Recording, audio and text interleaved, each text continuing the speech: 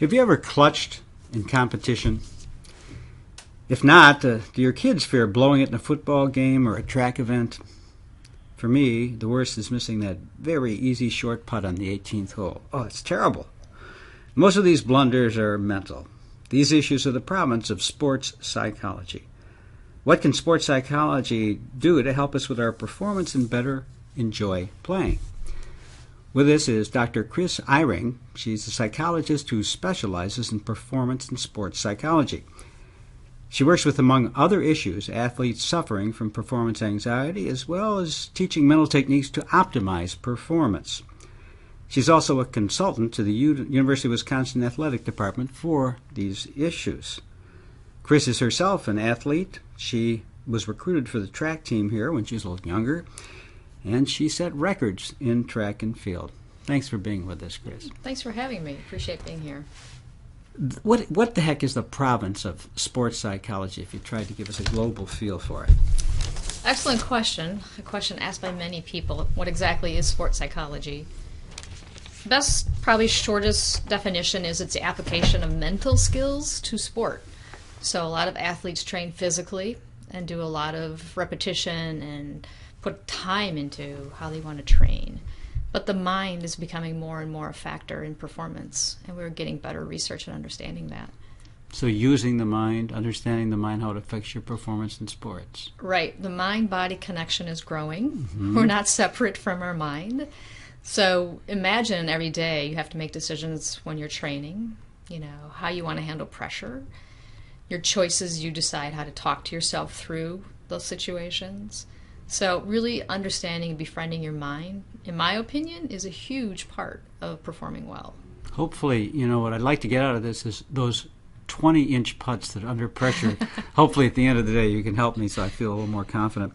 What are the most common reasons athletes come seek your help, or they're sent by the UW to you for help? Yeah, I see a variety of athletes. So I see high school, university, college, people just wanting to do better at, a local Ironman or local marathon. So people come to me because they have anxiety about performing in front of people, or it's a high, intense situation where their performance maybe might mean a scholarship, like for a high school athlete, might mean making the team or going on a training trip that they really want to be on. So in those cases, it's different than maybe the average athlete who's going out for their first performance and is really scared just to be out among people and has a little bit of social anxiety, Sure. performing in front of people. But even I actually see athletes who are good and just want to get better at understanding how to develop their mind even more. So wow. So there's no one thing that sticks out, like the person like me, the golfer who can't sink a putt. The yips, right? I know what the yips are. Yes, Tell us what the yips are. Tell people what the yips are. It's like you get so close to wanting to swing and you just can't swing your club. Mm-hmm. And it's truly a mental factor, because if you take you off the course, you absolutely physically have every capability of, moving that club. So it's mind over matter, isn't it? Yeah. Sort of reminds me of test anxiety, when people just freeze when they take a test. It's a little bit like that. In fact, some of the techniques we use are very similar, to teaching students how to handle test anxiety. Well, what sport do you think is most common for you to see people troubled with? Golf. Golf! Great! I would say goody. golf. Okay. Maybe golf and endurance sports, marathon, Ironman, long-distance running, long-distance swimming. Do the principles apply to all sports, or are they different sport to sport? I think there's some core basic principles that apply across sports. And then after that, there might be some unique, yips, which also applies actually to baseball, pitching and some other sports. But there are some unique factors to every sport, perhaps. Should we start with a sport and a problem and then get to the principles, or start with the principles? We can start with the sport. Give Good. an example. How about golf? How about golf? I don't know. Is golf the most common sport in America that people participate in? It's growing among young people. Yeah. And it's actually becoming a really important sport for like high school and even younger. So unless you have an example of a famous sports celebrity and how they solve their psychological problems, that might be a good way to start too. Yeah, I don't. Okay, so let's start with golf. Okay. What's the most common psychological issue golfers come to you with? Self-pressure. I'm going to call it self-pressure, but the Okay. perception that they are trying too hard to perform well rather than letting their natural ability and their training come through.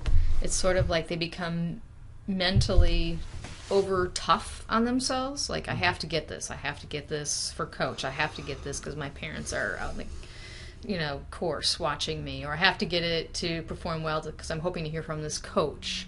Or I have to perform well because I want to travel with the team. And so there's like this added pressure. I talk about athletes putting like pianos on their back. It's tough to have a good swing when you start putting pressure, because pressure parlays into sometimes physical gripping.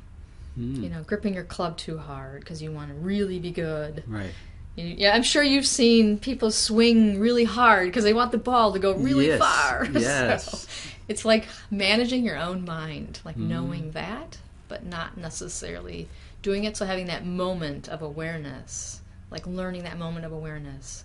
I want this, but how do I do it in a way that, facilitates success? Okay, so you're up driving your first shot off on a par 4, and you're swinging, thinking, there's a gallery watching, I've got to make this good, this is a tournament, I've got to do it. What do you tell this person? Not good productive focus. So we all have so many choices where we're going to put our focus, and that's what coaches say to people, like, just focus, but we have to help our mind know where to focus. And there's a guy, Saul Miller, he's a psychologist that works with hockey players. He calls it productive focus. So if we're focusing on who's here, I have to perform well, our focus has gone from what's the grip on my club, how do I want my swing to go, where do I want my ball to go, all of that is much more of a productive focus. And the other stuff takes care of itself if you can do that. Okay, so thinking it's got to be good isn't, you want to think about more of the mechanics you want. Mechanics or a follow-through or a sense of flow versus who's here and pressure. But when I have so many swing thoughts. I get up there and think, okay, turn your shoulder, turn that waist, make sure the club goes straight back, to the target, all these different thoughts about how to execute the swing. Well, that's fantastic. That's a good example, but Of good or bad performance? not good. Not good. Because okay. really, your mind can only handle 1, 2, or 3 thoughts, right? And so sometimes in sports, depending on if you want to do well, we talk about having mantras. Okay. So having select foci for certain events, even your swing, like 1 or 2 key elements, because really in practice is where you want to get some of those things down. When you move to competition, you kind of want to know 1 or 2 things that you're really going to be following through on. So it's not a mind wandering from 1, 2, 3, 4, 5 things. What should I be doing? Okay, so when I'm swinging, it's okay to think of 1 mechanical thing, just not 6. Is that what you're saying? Absolutely. Yeah. I would prefer that you would start to do that. Your mind would too. Okay. Because it's really difficult in the midst of competition to factor all 6 things in and then decide I'm going to shoot well or I want to flow. Yeah. So best athletes, there's some really good research on automatic pilot. So if you have enough practice and you've done this enough, you have a certain sense of mechanical, physical ability you've already practiced. And if we can allow that to come through rather than think really hard to have it come through, that's... Do you mean just relax and be? Absolutely. So mindfulness, growing for athletes. Meditation. If you hook up athletes' brains and they tell you they're in the zone, they're in that special sweet spot where it feels effortless and they're totally focused, their brain is quiet. It looks very similar to someone meditating. My friend Ben Shapiro, I'll give him credit. Cute guy, and he's a good golfer, and he has a Zen thing. He says right before he takes his drive, he has a little smile at the ball. Just a little smile. What do you think of that technique? I think it's good. You know where most of our jaw has stress, this is where we carry most of our stress in our jaw. So when you relax that has the effect of, like they often say, coming down your neck and into your shoulders. Oh. So he's a smart guy. Yeah. Maybe you can use that. Just give him credit. Yeah. I already use that. You've never used that? I have used that. that. You have used that. Yeah. Okay. So Yeah. he's not new with it. Yeah. What are some of the other big mistakes golfers make? And then I want to get to other sports. Okay. In terms of their brain, in terms of their... I think you just nailed one of them, and that's overthinking. Okay. Number 2 is performing for somebody else. the pressure to perform, to do good for Well, someone how can else. you not? If you're playing with your golf buddies and you're real competitive and tease each other and all that, how can you not be aware of their presence when you swing? I think it's a matter of being aware of it, but then knowing how to, for lack of a better word, putting blinders on yourself for a moment. Uh-huh. So golf is sort of a back and forth sport, and that's why it's so mental. It's long. It's not a fast game. You have lots of time to think. You have quick moments of focus, and then you have to allow yourself to go somewhere else. You can't sustain hard focus for 2 or 3 hours. You Right. get tired. Yeah. So you have to learn sort of like, oh, have fun now, Uh-huh. and then regroup, and I'm going for this, and I have to learn how to, like, my shot is my shot, and, where's my focus again? And let those guys be, even though they're egging you on probably to hit back. And before we move on, and I'm annoying listeners, one more thing about golf. Okay. Putting or swinging, which is more likely for your head to not be operating correctly? I'd say putting. Because? Because sometimes it looks so easy, and you're so close. Yeah. It plays with your mind. I think with swinging, we give ourselves a little more leeway. Uh-huh. It's a little less controlled, perhaps. A little Yeah. further distance. We give ourselves room for a little bit of error. But Wow. putting is right there. Okay, so you were a runner. You were a was. track person. Yeah. And have you done marathons and stuff? I have not. I was a sprinter. Sprinter. Okay. Yeah. Seems to me there's nothing to think about when you're a sprinter. You just run as fast as you can. That seems easy, mentally. Well, mentally, it's a whole different ball game, obviously, than golf. Yeah. It's like really quick focus. A lot of your focus is at the beginning of that race. Getting out, your response to that. There's a lot of trash talk that goes on, like at a starting line of a sprint. Really? Oh, absolutely. Isn't Do you that think? unethical? No. You mean in your own mind or other competitors? Other competitors. What do they say? Oh, No. You really? Yeah, tell us. No way you're gonna beat me. I mean, I got Really? this race. Really? Yeah, you think you're here? Why are you here? Did you do that? No. You never did that to honestly, others? never did that. You might give them a stare. Ah. It's in the eyes. But yeah, Did it people ever drop get to you? people drop comments. Did it ever get to you when they say that? I can't say honestly that it ever did. Not that I recall. Did they want to It's get a you long time mad ago, so you Dick. won't perform as well? Yeah, That's they it? want you to get your mind on something else. They don't want your mind on that immediate moment where you have to be the first one out or, establish, in the lead. I see. They're distracting you. Yeah, That's mean. distracting. That's bad sportsmanship. So what do you have to think about as a runner? If someone consults with you and they become... You offer them whatever you can for a sprinter. What's the most important psychological trick? Sprinter to me is a mantra. One point focus. There's no other focus you have to have besides. And so there's a book called Choke. Mm-hmm. And they're doing research on like what particular word would you use as a mantra. So for golf, they're thinking like follow through or flow. Flow, yeah. And for sprinting, it might be, finish line. It's slightly different. But you have to, when you have a word in your mind, you have a picture also. You sort of visualize. And when you visualize, it creates sort of a kinesthetic feel to it. So flow, if you feel flow, even though you're just saying the word, you start to feel it, see it, sense it. Nice. Your body knows what flow is, Yeah. right? Well, would you say that in track? It sounds too mellow for track. Yeah, I wouldn't do that for track. And it would be different, right? Sprinting would be different than distance. Yeah. So distance is longer again. And Right. there's a lot of strategy that people may not realize that goes on in, 800 mile, even a quarter mile. There's strategy going on. Okay. But for sprint, straight line down, there's not much strategy. Well, what do you do to win? How can you help someone become a winner? I think there's 2 or 3 moments in that race, the beginning of the race, when you're in your blocks, right before the gun goes off. Yeah. Your focus, to me, is gun. Is go. Gun. Go. Go. Get the hell out of here. Okay. When the gun goes You off know. or before the gun goes off? What are you doing before the gun You goes want to off? have your brain so in tune in the moment of hearing that. You can't DQ. You can't beat the gun out. You're going Right. to be disqualified. Right. So it's timing in the sense of you've blocked every possible noise out that you can. So total focus. Total focus. waiting for that gun. Yeah, complete focus. Kind of tense, ready to go, or ready to muscles go. Ready to explode. Ready, You just want to explode. You want to explode out of there. But you have a lot of power. You have a lot of power. It's like a, what would you call that? Like spring. Yeah. Like a spring is loaded, and you want to get out. And how do you focus so you don't jump the gun? I mean, if you're so focused, you might be so focused you might jump the gun, right? Yeah, it is. It's time. I can't tell you, Dick, what the final moment of that is, but it takes a lot of finesse. Wow. Okay, well, let's move to some other sports like baseball and basketball. Anything different there? Basketball I like a lot because to me it's a mixture of sprinting and golf.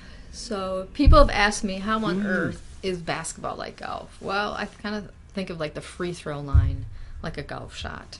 It's just you.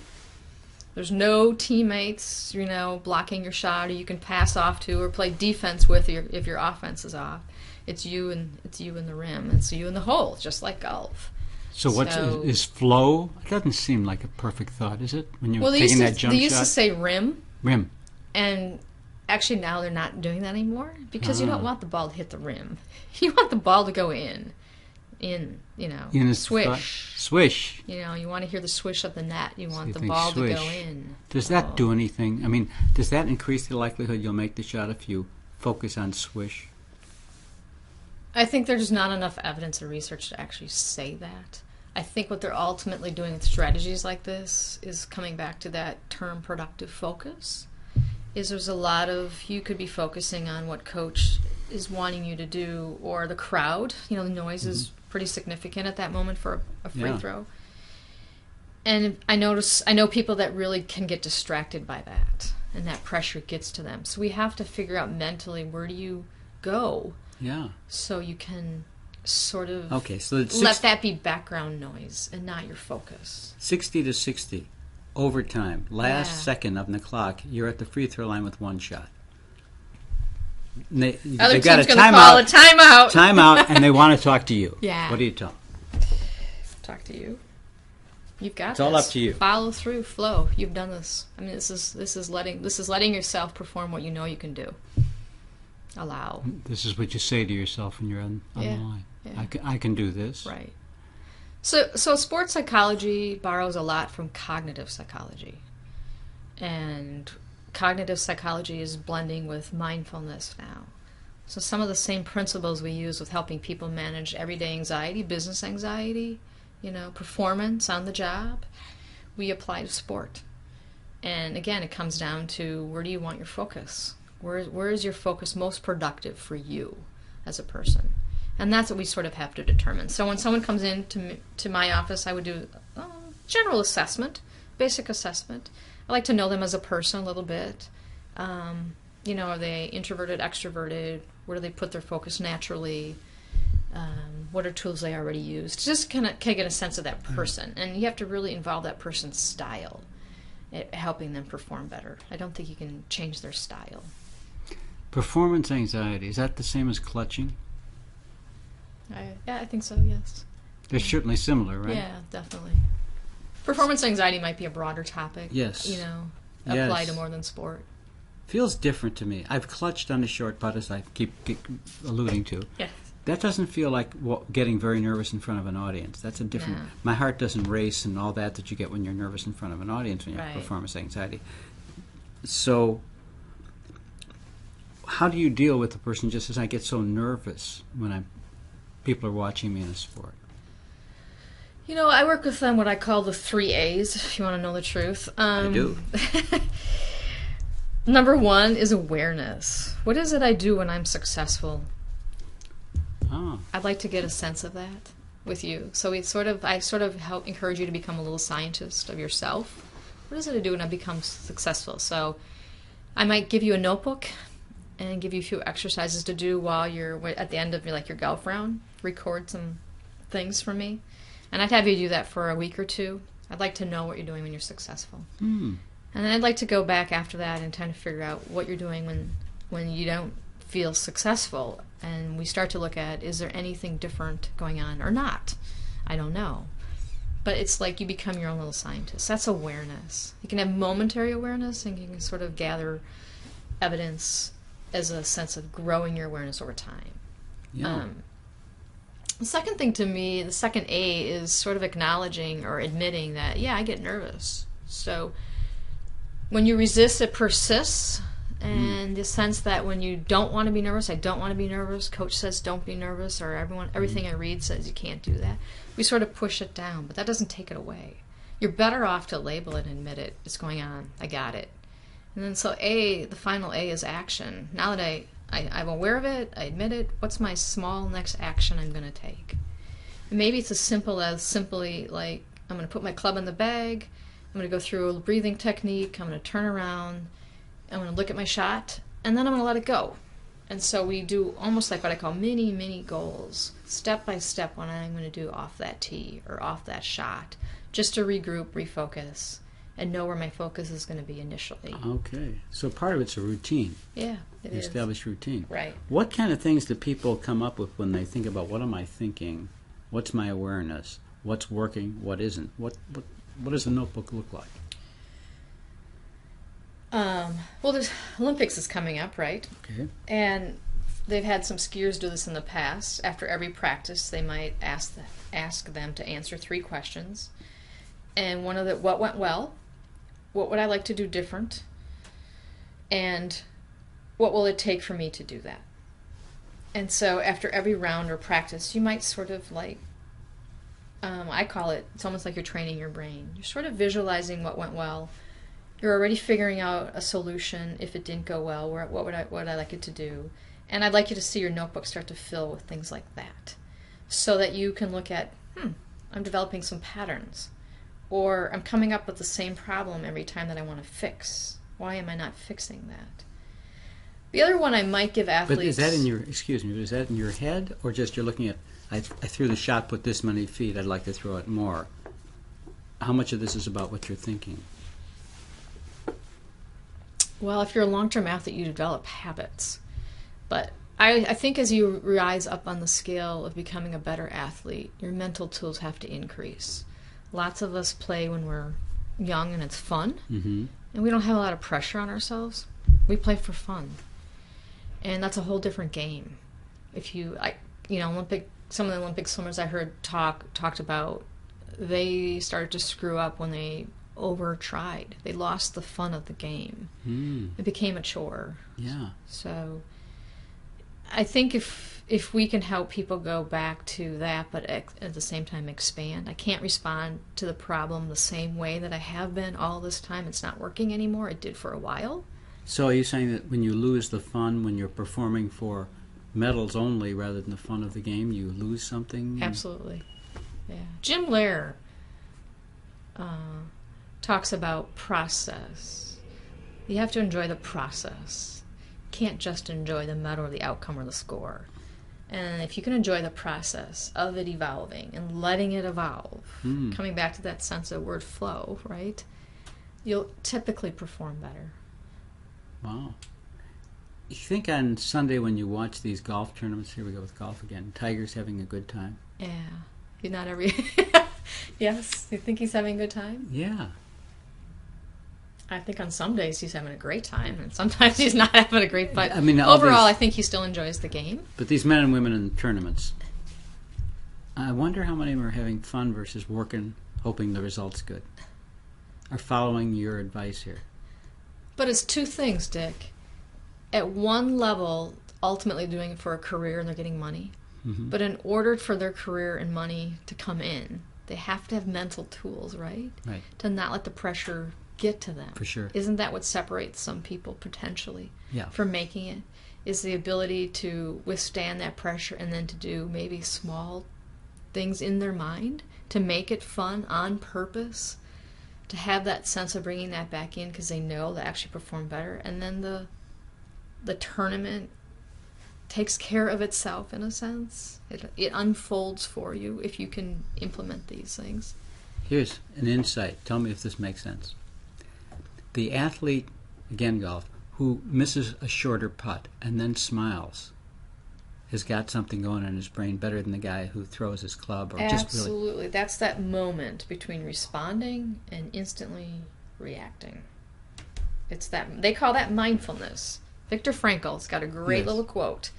And there's space in between what what happened and your response. Okay. And if you can get good at that little space, which is seconds, how you respond to your mistake makes a huge difference in your recovery. So if you can see the humor in the miss rather than be angry at yourself, what does that mean? I think anger has a position in sport. It might fuel you. So emotions have energy. Okay. And if you get down on yourself, like, for a lack of a word, depressed, down, not playing good, your energy goes down. And if you get angry and you sort of fire yourself up, all of us know like momentum shifts in big games, right? We feel this energy shifting. If we can understand that individually, that we can use our anger as a challenge to ourselves to get focused, get in the game, then anger is good. But if we use it to, we're out of control, we're throwing our club, it defeats us, takes our energy, it explodes. It's not using it well.